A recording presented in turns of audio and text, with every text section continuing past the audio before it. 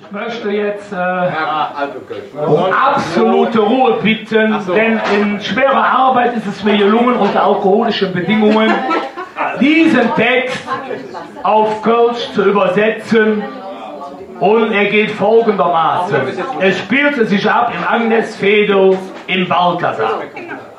In meiner Kneipe kommen Weib, hat Lieder an, seht zu mir, hüg bist du dran.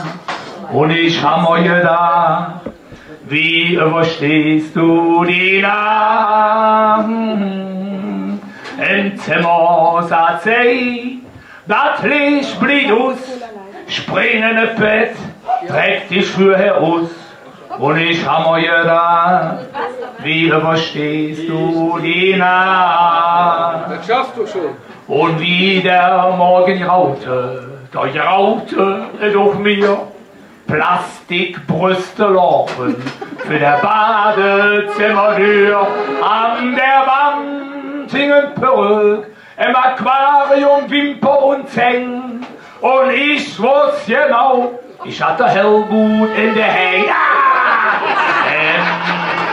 Klein, ja, ich schnitt mich hin, lass ich mich nicht mit hin, kriegt mich keiner mehr hin. Und ich denk jeden Tag, wie vergisst du die Nacht? Oh, Tannenbaum, da bist du weiter.